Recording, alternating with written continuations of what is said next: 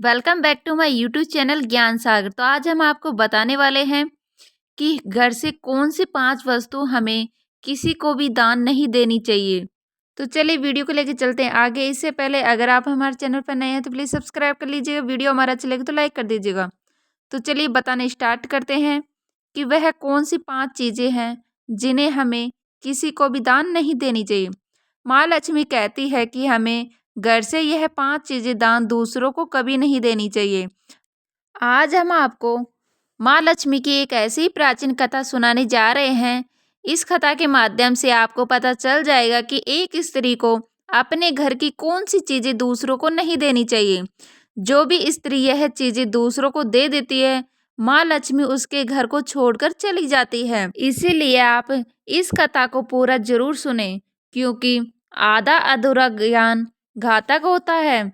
जो भी इस कथा को पूरा सुनता है, माँ लक्ष्मी उसकी झोली खुशियों से भर देती है। तो चलिए बिना देरी किए आपको यह प्राचीन कथा सुनाते हैं। पूर्व काल की बात है। एक अत्यंत सौभाग्यवान नगरी थी। उस नगरी में एक सुकन्या नाम की स्त्री अपने पति और सास ससुर के साथ निवास करती थी। सुकन्या एक पतिव्रता नारी थी जो सत्य का धर्म पालन करने पर तत्पर और गृह कार्य में दक्ष थी। सुकन्या का स्वभाव अत्यंत दयालु था। वह सदैव दूसरों की सहायता किया करती थी।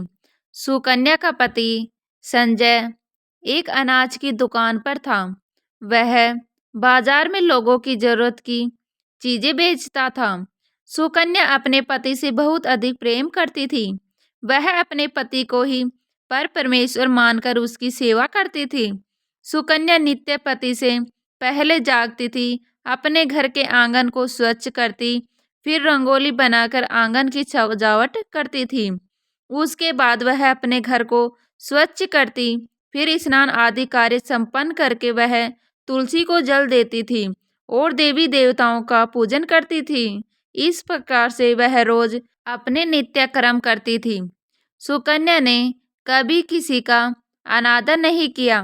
वह सभी के साथ मधुर वाणी से बात करती थी। सभी लोग सुकन्या को देखकर कहते कि यह तो साक्षात लक्ष्मी के समान गुण वाली स्त्री है। यह अपने परिवार का कितने अच्छे से ख्याल रखती है। इसके अलावा सुकन्या दान धर्म करते समय कभी अपने हाथ पीछे नहीं खींचती थी। उसके द्वार पर जो भी याचक आता, वह उसे दान दिए बगैर नहीं भेजती थी। उसके द्वार से कोई खाली हाथ नहीं जाता था। जो भी भूखा उसके द्वार पर आता तो वह भरपेट भोजन करके ही लौटता था, जिससे उसके द्वार पर आए हुए सभी याचक अत्यंत प्रसन्न होकर उसे आशीर्वाद देकर लौट जाते थे। इतना ही नहीं, सुकन्या अपने पड़ोसियों की भी बहुत सहायता करती थी। उसके पड़ोस में जो भी गरीब और दुखी लोग रहते थे, उन्हें भी वह नित्य भोजन किया करती थी। पड़ोसियों को जो जो चीजें लगती, सुकन्या बिना विचार किए ही दे दिया करती थी, जिस कारण से सुकन्या के पड़ोसी भी उसका बहुत अधिक सम्मान करते थे। वह कहते थे, आओ, यह सुकन्या तो साक्षात देवी है। देवी है साक्षात माँ अन्नपूर्णा ने ही सुकन्या के रूप में जन्म लिया है। लोग जब भी सुकन्या की प्रशंसा करते तो वह सभी उसके विषय में अच्छी बातें ही कहते, लेकिन लोगों की बातें सुनकर भी सुकन्या ने कभी घमंड नहीं किया। वह उन सभी से आदर और सम्मान से ही बातें किया करती थी। फिर एक दिन की बात है, सुकन्या की एक पड़ोसन उसके घर पर आती है।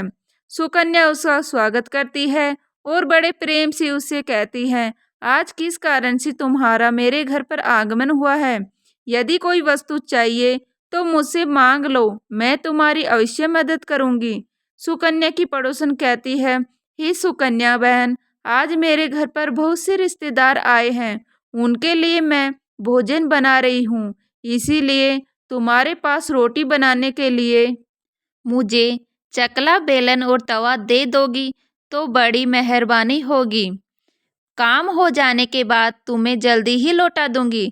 सुकन्या कहती है, हे बहन, इसमें क्या बड़ी बात है? अभी मुझे चकला बेलन की आवश्यकता नहीं है, इसीलिए तुम मेरा चकला बेलन और तवा ले जा सकती हो। रुको, मैं अभी तुम्हें लाकर देती हूँ। फिर सुकन्या रसोई घर में जाती है और रसोई घर से चकला बेलन और तवा लाकर उस पड़ोसन को दे देती है। तब पड़ोसन कहती है, हे बहन, तुम्हारा बहुत बहुत धन्यवाद। आज तुमने मेरा काम सफल कर दिया है। मैं अपने मेहमानों को भोजन कराकर तुम्हारा चकला बेलन जल्दी से लौटा देती हूँ। सुकन्या कहती है, हे बहन, चिंता की कोई बात नहीं है। जब तुम्हारा कार्य पूर्ण हो जाएगा तब तुम मुझे लौटा देना। फिर वह पड़ोसन सुकन्या का चकला बेलन और तवा लेकर चली जाती है। कुछ समय बाद अन्य एक स्त्री सुकन्या के घर पर आती है। सुकन्या उसका भी प्रेम से स्वागत करती है और पूछती है, संकोच न करो और बताओ तुम्हें मुझसे क्या चाहिए, मैं तुम्हारी मदद जरूर करूंगी। तब वह स्त्री कहती है, हे बहन, मेरे घर में बहुत गंदगी हो गई है और मेरे घर को साफ करने के लिए मेरे पास कुछ भी नहीं है। इसीलिए मैं तुम्हारे पास झाड़ू मांगने के लिए आई हूँ।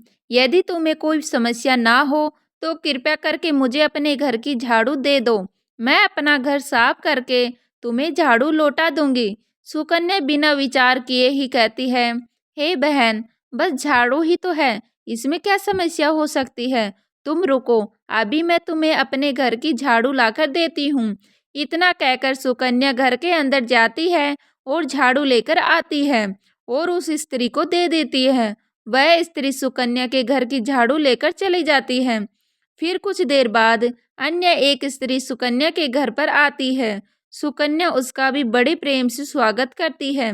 सुकन्या कहती है, पधारो बहन, क्या बात है, आज मेरे घर पर किस कारण से आना हुआ। तुम्हें जो कुछ भी चाहिए निसंकोच होकर कहो, मैं तुम्हारी सहायता करने का प्रयास अवश्य करूंगी। तब वह स्त्री कहती है, हे सुकन्या बहन, तुम बड़ी दयालु हो। मैंने तुम्हारे बारे में बहुत सुना है और तुम सभी की मदद करती रहती हो। इसीलिए मैं तुम्हारे पास एक छोटी सी मदद मांगने के लिए आई हूँ। सुकन्या कहती है, हे बहन, संकोच ना करो, तुम्हें जो कुछ भी चाहिए मांग लो। यदि मेरे बस में होगा तो मैं मना नहीं करूँगी। मैं तुम्हारी सहायता अवश्य करूँगी। तब वह स्त्री कहती है, सुकन्या बहन, आज मेरी बेटी को देखने के लिए लड़के वाले आ रहे हैं, इसीलिए मैं चिंता में हूँ। मेरे पास पहनने के लिए एक भी गहना नहीं है, तो मैं अपनी बेटी को क्या दूँ। उसके पास पहनने के लिए अच्छे वस्त्र भी नहीं है। इसीलिए कृपा करके मुझे आप थोड़े गहने और वस्त्र उधार में दे दीजिए। केवल एक दिन की ही बात है, जब लड़के वाले देखकर चले जाएंगे तो मैं तुम्हारे गहने लौटा दूंगी। उस पड़ोसन की बात सुनकर सुकन्या कहती है, बस इतनी सी बात है बहन, तुम चिंता मत करो। तुम्हारी पुत्री मेरी छोटी बहन के जैसी है, उसकी सहायता मैं अवश्य करूंगी। मैं अभी तुम्हें मेरे गहने और साड़ी देती हूँ, जिसे पहनकर तुम्हारी पुत्री राजकुमारी लगेगी। फिर सुकन्या अंदर जाती है, गहने और साड़ी लेकर आती है और उस पड़ोसन को दे देती है। वह पड़ोसन प्रसन्न होकर सुकन्या के गहने और साड़ी लेकर चली जाती है। फिर शाम हो जाती है और अन्य एक पड़ोसन सुकन्या के घर पर आती है। सुकन्या उसका भी बड़े प्रेम से स्वागत करती है और कहती है, बताओ मैं तुम्हारी किस प्रकार से सहायता कर सकती हूँ। तुम्हें जो कुछ चाहिए निसंकोच होकर कहो, मैं तुम्हारी मदद जरूर करूँगी। वह पड़ोसन कहती है, हे सुकन्या बहन, तुम बड़ी दयालु हो और तुम सभी की मदद करती हो, इसीलिए मैं तुम्हारे पास आई हूँ। मेरा बच्चा भूखा है और उसे पिलाने के लिए दूध नहीं है, इसीलिए मैं तुम्हारे पास दूध मांगने के लिए आई थी। अगर थोड़ा सा दूध मिल जाता तो बड़ी कृपा होती। सुकन्या कहती है, अरे बहन, इसमें कौन सी बड़ी बात है, लो अभी मैं तुम्हें दूध दे देती हूँ। सुकन्या रसोई घर में जाती है और थोड़ा सा दूध लेकर आती है और उस पड़ोसन को दे देती है। वह पड़ोसन प्रसन्नता से उस दूध को लेकर चली जाती है। इस प्रकार से सुकन्या अपने सभी पड़ोसियों की मदद कर देती है और प्रसन्न होकर घर का काम करने में लग जाती है। फिर रात होते ही उसका पति घर पर लौट आता है। सुकन्या अपने पति को प्रणाम करती है और उसकी खूब सेवा करती है। रात को दोनों पति पत्नी आनंद से सो जाते हैं। फिर दूसरे दिन में जागते हैं तो उन्हें एक बहुत ही बुरी खबर कानों पर पड़ती है। एक आदमी दौड़ते हुए सुकन्या के घर पर आता है और सुकन्या के पति से कहता है, हे भाई, कल रात को किसी ने आपकी दुकान लूट ली है, सारा माल गायब है। सुकन्या का पति एकदम से घबरा जाता है और दौड़ते हुए अपनी दुकान पर जाता है तो देखता है उसका सारा माल किसी ने लूट लिया। वह देखता है कि उसकी दुकान में रखा हुआ सारा धन भी चोरी हो चुका। वह दुखी और निराश होकर घर पर लौटता है और सुकन्या को सारी बात बताता है, जिसे सुनकर सुकन्या बहुत दुखी हो जाती है। सुकन्या कहती है, आप चिंता न कीजिए, हमारे घर में अभी बहुत सारा धन रखा हुआ है, जिससे आप फिर से व्यापार शुरू कर सकते हैं।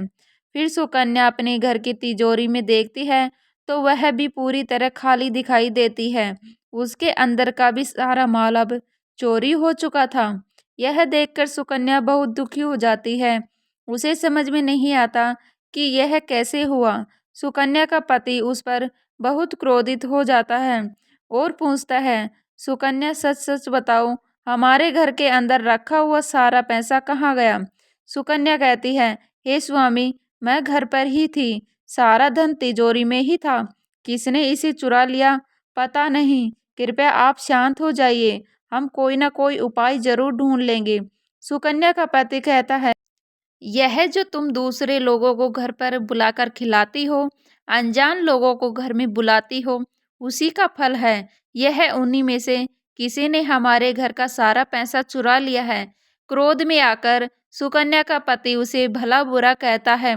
सुकन्या की सास भी उसे बहुत कोसती है और कहती है, तुम ही पड़ोसनियों को घर की चीज देती रहती हो, बिना सोचे किसी की भी मदद कर देती हो, उन्हीं में से किसी ने सारा पैसा चुरा लिया है। घर के सभी लोग सुकन्या को भला बुरा कहने लगते हैं।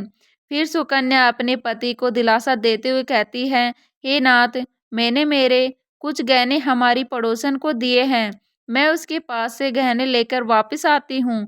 फिर सुकन्या उस गरीब पड़ोसन के घर पर जाती है तो देखती है उसके घर पर कोई नहीं था। वह स्त्री भी घर छोड़कर सुकन्या के गहने लेकर भाग गई होती है। सुकन्या निराश होकर घर पर लौटी और अपने पति को सारी बात बता देती है। सुकन्या की बात सुनकर उसका पति आग बबूला हो जाता है और सुकन्या को भला बुरा कहते लगता है। सुकन्या का पति कहता है, हे सुकन्या, तुम बड़ी मूर्ख हो, तुम्हारे ही कारण हमारा सारा धन बेवजह चला गया है।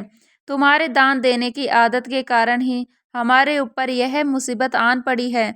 अब तू इस घर से नहीं रह सकती, तू अभी इसी क्षण इस घर को छोड़कर चली जा।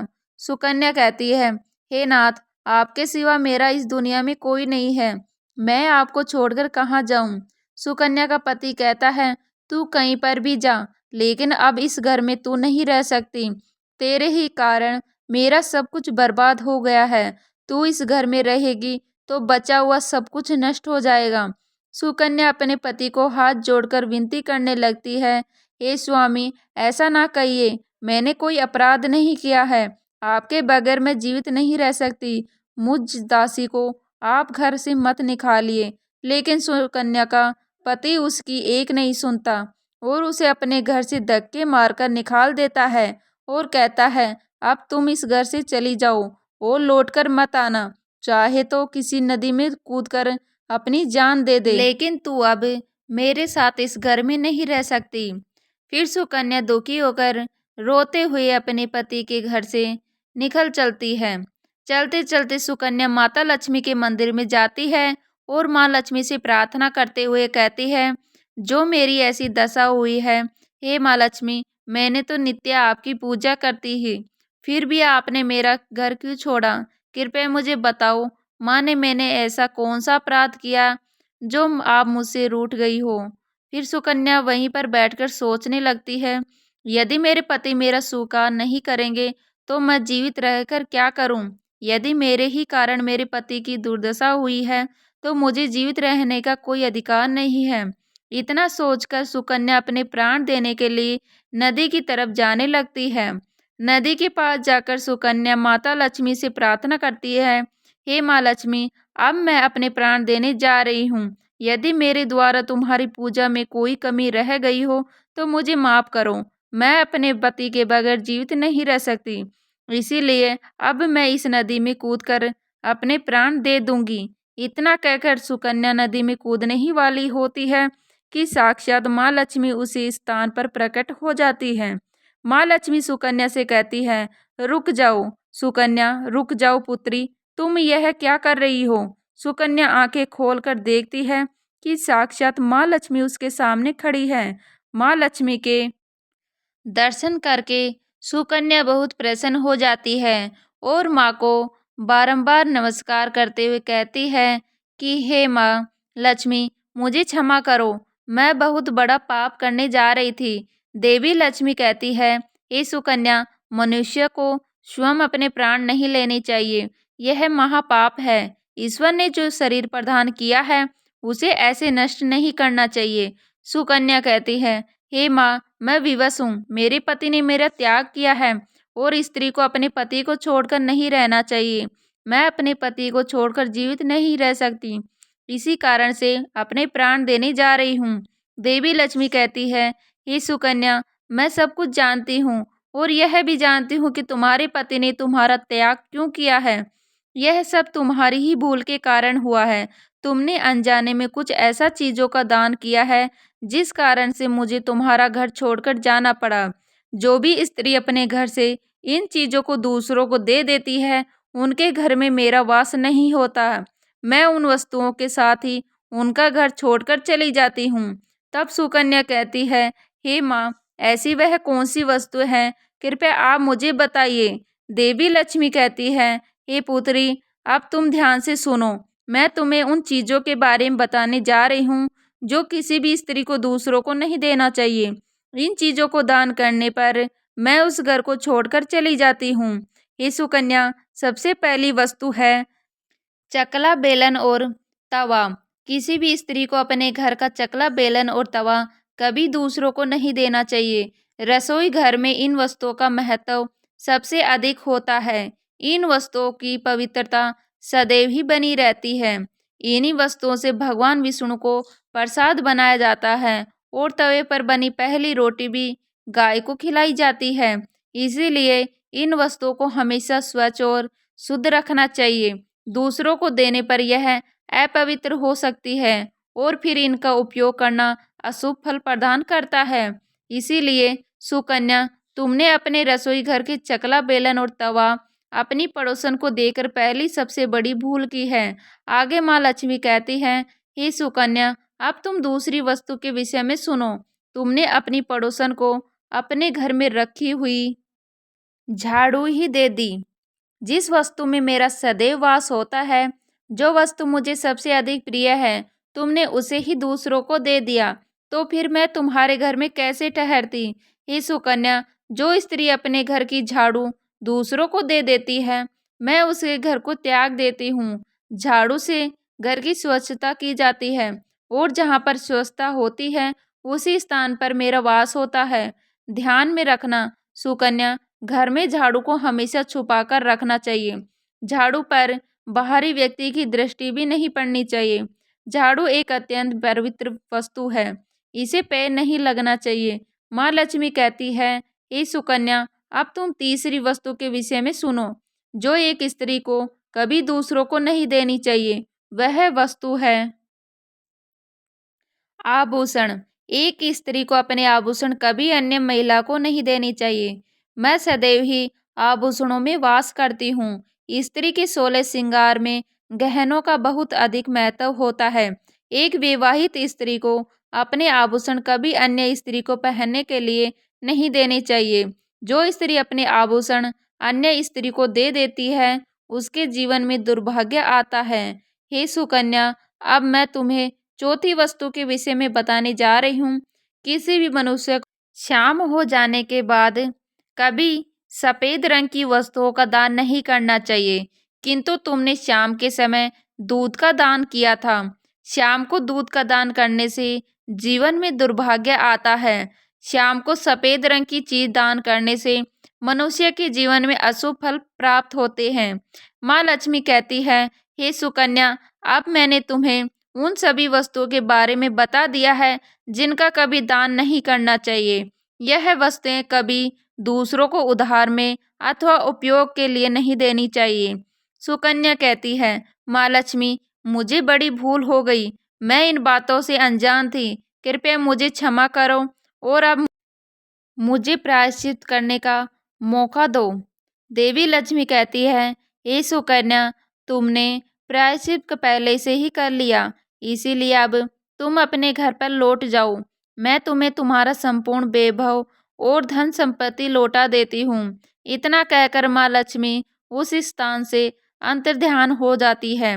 फिर सुकन्या भी माँ लक्ष्मी को धन्यवाद करती है और उस स्थान से घर की तरफ जाने लगती है। तभी उसका पति ढूंढते हुए उसकी तरफ आ रहा होता है। वह सुकन्या के पास आकर उसे क्षमा मांगता है और कहता है, हे सुकन्या, मुझे माफ करो। मैंने तुम्हें बहुत भला बुरा कहा था। तुम तो साक्षात देवी के समान हो। माँ लक्ष्मी की कृपा से हमें अपना सारा धन वैभव वापस मिल गया है। जिन लोगों ने हमारा धन लूटा था, उन सभी ने हमारा धन हमें लौटा दिया है और तुम्हारा नाम लेते हुए क्षमा मांग ली है। यह सुनकर सुकन्या बहुत प्रसन्न होती है और अपने पति के साथ घर पर लौट जाती है। माँ लक्ष्मी की कृपा से सुकन्या के घर में फिर से सुख समृद्धि आती है और उसके बाद से सुकन्या ने अपने घर की यह चीजें कभी दूसरों को नहीं दी। तो उम्मीद है आपको यह कथा पसंद आई होगी। जय माँ लक्ष्मी, जय श्री कृष्ण। आपको ये जानकारी कैसी लगी, कृपया कमेंट करके ज़रूर बताइए। वीडियो पसंद आया हो तो लाइक करें और ऐसे ही और भी बहुत सारी कहानियों को सुनने के लिए चैनल को सब्सक्राइब ज़रूर करें। मिलते हैं इसी तरह की नई वीडियो के साथ।